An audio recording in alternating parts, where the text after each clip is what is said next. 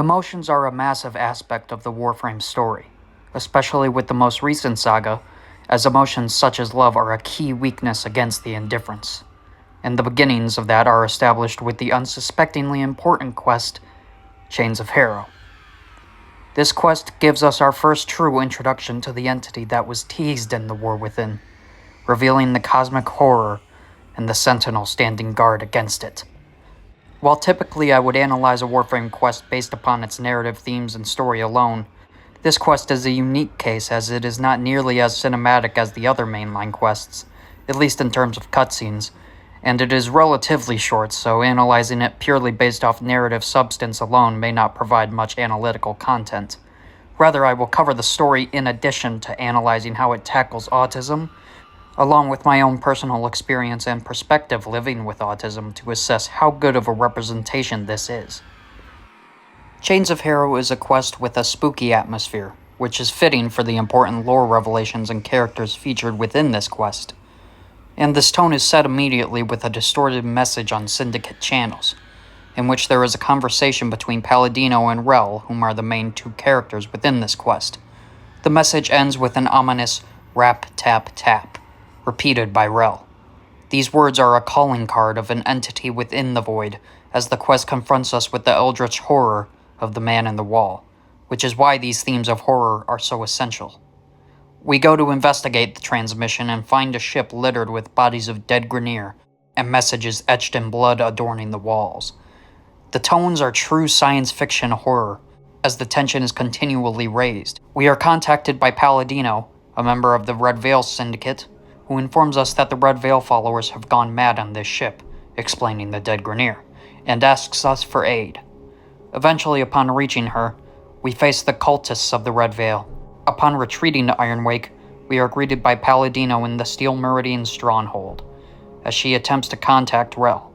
She fails to reach Rel and instructs us to retrieve an object of his that helps him focus, a Donda, and so we have our mission. Beyond trying to simply keep us on edge, this quest also has an air of intentional uncertainty and skepticism. From the opening transmission, the quest shows Rel speaking of an entity within the void, but this could easily be viewed as some psychological delusion, and the cult-like nature of the Red Veil presents a questionable nature as to what we are dealing with. And these themes of the unknown are further showcased as the quest progresses, especially with the Lotus and her view of the man in the wall. Returning to the story, we find a Corpus ship, with more messages left for us in blood, and the revelation from Palladino that Rel was once a Tenno, but denied by Margulis, a truth the Lotus refuses to believe. Upon attaining the relic, shadows encroach upon us, leaving us with no option but to flee. Returning to the Orbiter, Ortis questions what happened, and we reason with the indifference that we have finally witnessed manifest. We head to Ironwake and Palladino attempts to reach out once again to Rel and succeeds. We witness a memory from Rel of his struggles with autism, his caring mother, and a sense of warmth from this moment we are able to partially witness. Unfortunately, there is a sense of dread that lingers over it all, a tragedy that all Tenno experienced, the Zariman incident. Lotus pieces together a plan from this memory, concluding that if this is transference, and these memories are the result of the fracturing of Rel, then it may be possible to restore and return Rel to his Warframe. The story continues on, but I would like to take a moment to talk about the true point of analyzing this quest, that being its tackling of autism. The memory that Palladino shows us is our first true showcase of how Digital Extremes portrays autism, and I will begin by saying that it is done in extremely good taste and very respectfully. In my own experience, autism can make understanding emotions, be they my own or others, a somewhat difficult experience. It varies among those with autism, because it is inherently a spectrum, and Digital Extremes, funnily enough, uses a non-extreme example of autism, unlike many other shows and media, and rather showcases a grounded child who just so happens to have autism, instead of being that of an utter genius or someone who is unable to properly take care of themselves. Rel, in his memory, is showcased with his unique strengths. Strengths like being adept at certain sciences, but then follows up this strength by questioning why he won't be fixed, and it is a heart-wrenching question that the mother answers perfectly. The real beauty of this quest is showing how autism can be something that makes life harder, or can make one even hate themselves, but it also shows how it can be an immeasurable strength, with Rel's autism being the key to his unyielding determination in being a sentinel against the indifference. The first memory is happiness, and as someone with autism, the mother is like my own. Rel's mom says, "Yes, Rel, you make me so happy." But undoubtedly, it is also the unconditional love for someone with autism, and loving every part of them, including that makes Rel's emotion in this memory happy. They make each other so happy. We capture manifestations of Rel, and upon searching to capture more, Rel speaks to us. The themes of uncertainty re-emerging, with the Lotus telling Rel that what he is experiencing are mere delusions from the void. She insists in this quest that there is no man in the wall, which makes us wonder if she is being objective, or is actually in denial out of fear or other reasons. We capture more manifestations and head to another location to capture even more. Palladino informs us before we collect the final manifestations how Rel was able to live so long without cryosleep, stating that he was locked into a transference loop with his vessel, his Warframe. The Lotus seems to judge their aiding of this. However, Palladino justifies it by asking her if she would, after what she has witnessed. Upon the capturing of all Rel's manifestations, we head to the temple that houses this Warframe, to put Rel to rest as his vigil has gone on far too long.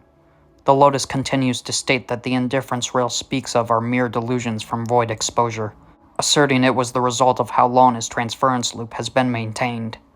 We enter the temple and find Harrow, the vessel, and the chains that bind it. Upon breaking the chains, we realize that Rel is not himself, and the indifference is fighting for control of Rel.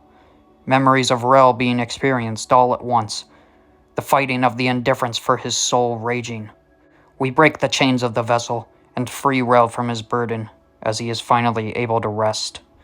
The indifference is ours to face now. The memories Rel has showcase more showcases of autism, a final display from Digital Extremes paying tribute to autism and those who have it, along with the narrative purpose of Rel holding on to who he is, every part of himself. One memory of Rel petting an animal, the love of animals and unintentional roughness of autism being displayed. Another memory of a children laughing at a child with autism, the struggles of fitting in and understanding socialization with autism.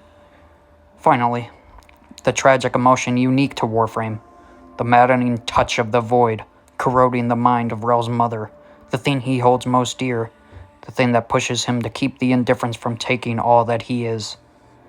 Autism is a spectrum, and so is emotion, and this quest showcases both expertly.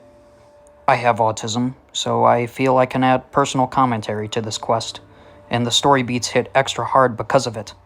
Like Rel, my mother is the most helpful with my autism, and is one of my greatest connections. And Rel losing his mother is terrifying and tragic. Autism is hard to live with sometimes, as it is a disability, but it also has its benefits, and the benefits are especially easy to see when you have someone who loves you for all of you. Rel had that. He lost it, and he couldn't do anything except for focus on the indifference.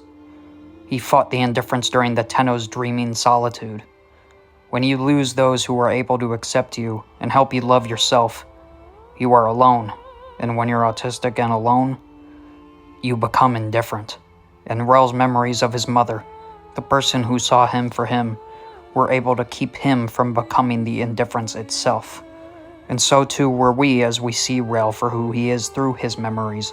In the latest Warframe story quests, it is stated that love is the weakness of the man in the wall, and it should have been clear all along that the love of acceptance is what stopped the indifference here. Autism and indifference are often close to becoming one when you don't have something or someone to anchor yourself to. But I believe autism also allows for the anchor to be stronger than anyone else's. Thank you for watching my analysis of the Chains of Harrow. This was more personal than my usual story analysis, and shorter, but I was happy to hopefully add a unique perspective for you all to see and enjoy. I will be continuing my analysis of what I call the Lotus Saga, and will likely be continuing additional Warframe videos alongside that in this new year. Thank you for watching, and goodbye.